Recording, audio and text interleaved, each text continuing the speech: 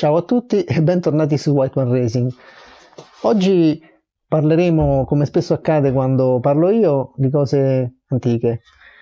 Tratteremo degli impianti di raffreddamento in maniera breve, delle macchine, in particolare di macchine appunto andate.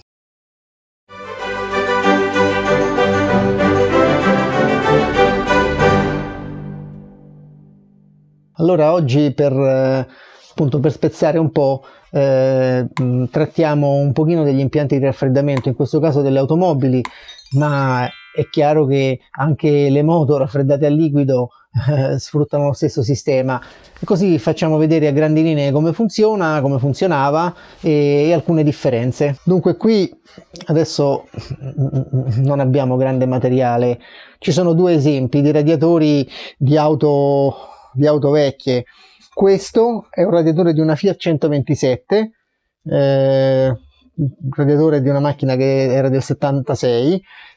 La ventola è simile a quella originariamente montata, però la dovetti cambiare, fu una macchina mia questa 127, e quindi una ventola questa qui dei primi anni 2000, però era una rimanenza, vedete c'è scritto Fiat 127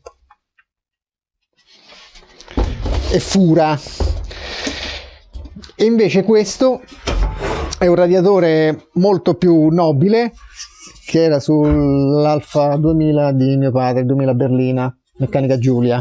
Questo è il dietro, la parte rivolta al motore, infatti vedete che ci sono i due bocchettoni, l'acqua calda esce dalla testata, entra di qui e esce fredda di qui dopo aver percorso i tubi verticali, e questo è il davanti. Adesso è stato strusciato smontandolo, insomma si è un po' danneggiato, ma non fa niente. Il raffreddamento a liquido è comunque molto meglio, è sempre meglio del raffreddamento ad aria, perché la possibilità di smaltire calore è molto migliore e si evita che si formino punti caldi molto più facilmente, perché asporta calore un liquido denso. Attenzione che l'acqua, contrariamente a quanto si potrebbe pensare, è un pessimo conduttore di calore. Asporta calore solamente perché percorre in forma di velo sottile superfici più fredde, quindi c'è come quelle del radiatore, o più calde come quelle lungo le quali scorre nella testata, e poi c'è un continuo ricambio perché le particelle non hanno la stessa posizione ma cambiano nel flusso continuamente di posizione. Vero è che il ghiaccio è un ottimo isolante, quindi l'acqua ha questa caratteristica e ha un elevatissimo calore specifico. Infatti, anche se giustamente i costruttori raccomandano di miscelare l'acqua con i vari antigelo, che poi normalmente sono a base di glicolo etilenico, più è alta la percentuale di glicolo etilenico nell'acqua, più cala la capacità di asportare calore a parità di massa che viene ricambiata per secondo. Il raffreddamento a liquido, utilizzato nella stragrande maggioranza delle auto, ricordiamo la nobile eccezione della Porsche fino a non molti anni addietro, ma aveva un blocco motore particolare, insomma, presenta dei grandi vantaggi rispetto al raffreddamento ad aria, perché impedisce la formazione di zone calde e la quantità di calore che può essere asportata è comunque alla fine maggiore. E appunto il liquido asporta il calore dappertutto ed è più difficile che si formino zone, perché magari l'aria non ci passa, non ci arriva bene, che si surriscaldino molto. E inoltre c'è anche un altro fatto importante: nei motori raffreddati ad aria bisogna stare molto attenti ai piccoli trasudi di olio, perché creano la formazione di morchie, perché la ventola che soffia l'aria spinge l'aria insieme alla polvere.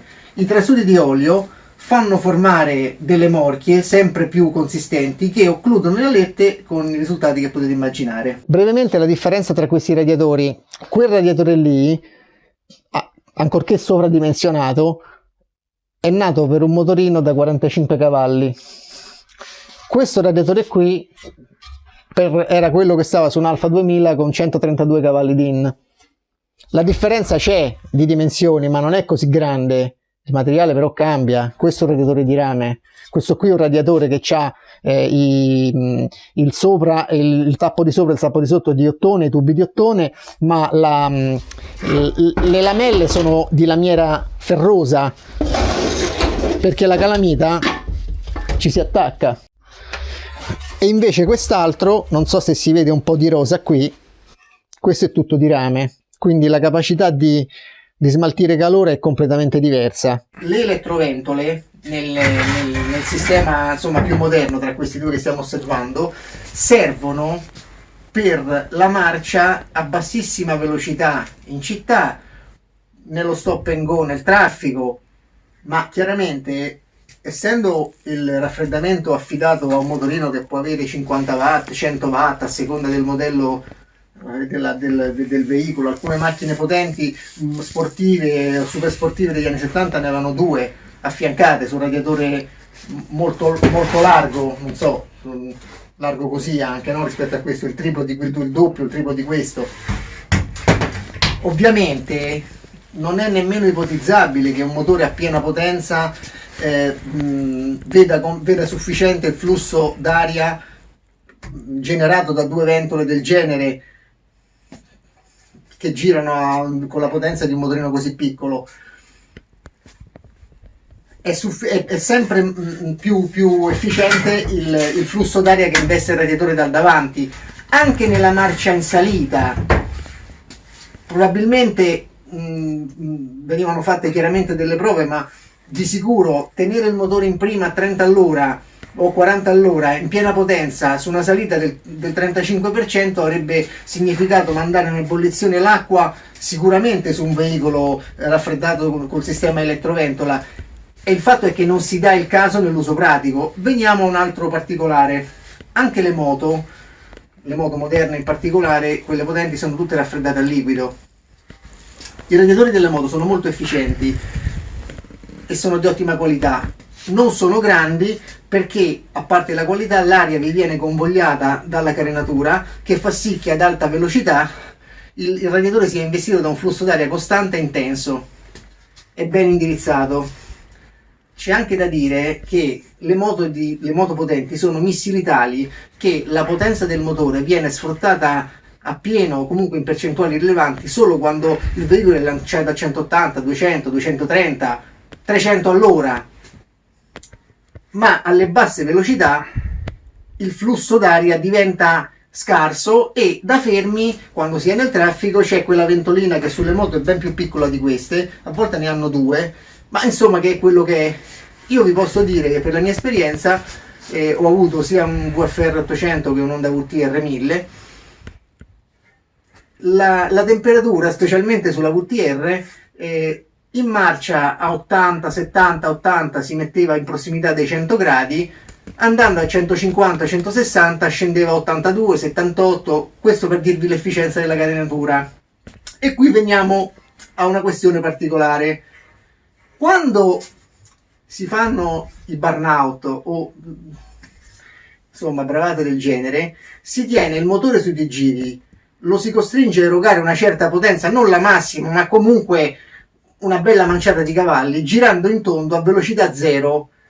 Se si insiste fino a bruciare il copertone, come si vede fare in tanti filmati, è chiaro che la ventolina non ce la farà mai a trasportare il calore generato. Non fate burnout. Adesso chiaramente su nessun mezzo, su nessuna auto c'è più un radiatore con la ventola tirata sempre dal motore.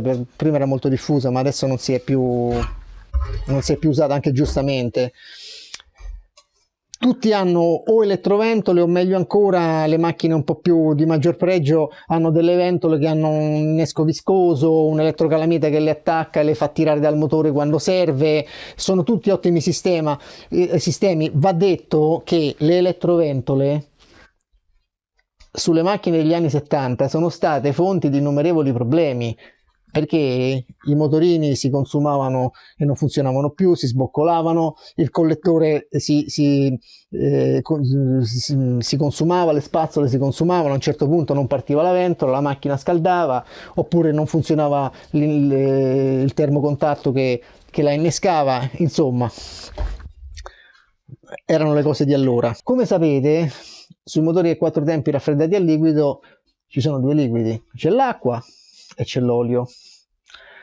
Ora, l'acqua, anche in virtù del fatto che c'è comunque da sempre c'è stato il termostato, si scalda prima e si scalda anche quando il clima è rigido e anche facendo percorsi relativamente brevi.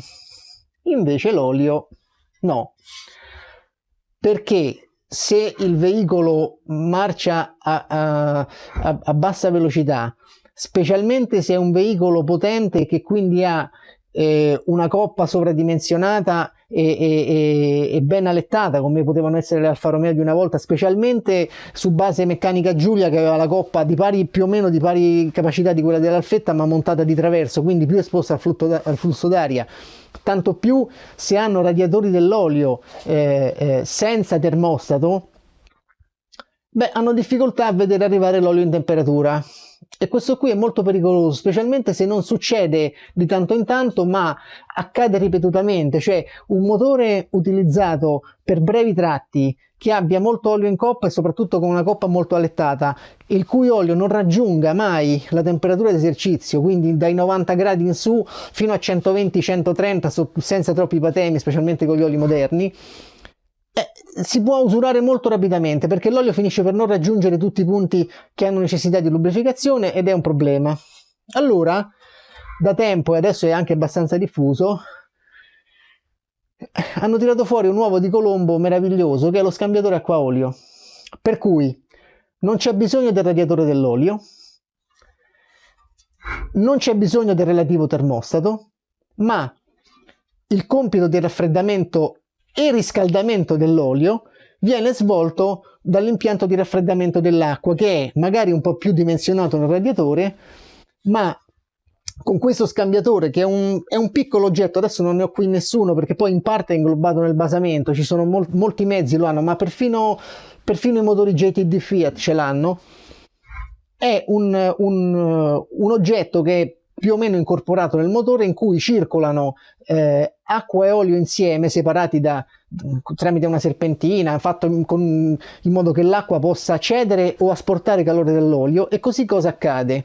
Che quando il motore è avviato da poco, l'acqua va subito in temperatura e scalda l'olio, lo porta subito a 70-80 gradi. Poi, se il percorso si fa lungo e si chiedono prestazioni elevate, per cui l'olio tende a scaldarsi moltissimo, a quel punto è l'olio a cedere calore all'acqua, quindi rimane sempre alla temperatura di funzionamento ottimale. Sebbene il discorso sia stato proprio brevissimo, un'ultima piccola nozione ve la do. Avrete visto che questi due radiatori hanno quest'altro beccuccio, no? Questo qui è il beccuccio di un tubicino che porta al cosiddetto vaso di espansione, che è presente anche sulle macchine, su molte macchine di adesso, però allora il sistema era più rudimentale. Comunque c'era un tappo, il tappo aveva due guarnizioni, questa sotto con molla e quella sopra di tenuta. Questa sotto, c'è due tenute nel radiatore, questo sotto, la molla in mezzo che permette il molleggio, e quella sopra che è proprio la chiusura. Che cosa accade? Quando la temperatura sale e c'è un aumento di volume, oppure si dovesse formare un po' di gas, che è meglio che non succeda, ma comunque anche in caso di eventuali danneggiamenti della guarnizione di testa che mette troppo in pressione l'impianto, questa molla cede e permette il passaggio o dell'acqua stessa che aumenta di volume verso il vaso d'espansione, che è collegato alla fine di un tubo. Poi, se invece quando l'acqua si ritira, perché tutto si raffredda, viene aspirata e rientra nel radiatore. A questo serve il vaso di espansione. E serve anche quando ci sono bolle nel circuito, per cui il circuito si finisce di spurgare in un certo tempo, per cui l'aria viene espulsa in questa maniera e dopo viene riaspirato il liquido quando il motore si raffredda. Se ti è piaciuto il video, lascia un like e condividilo con i tuoi amici. E ricorda, White War Racing non è un'officina, ma un'associazione sportiva dilettantistica che prepara motori solo a fini sportivi e solo ai propri associati.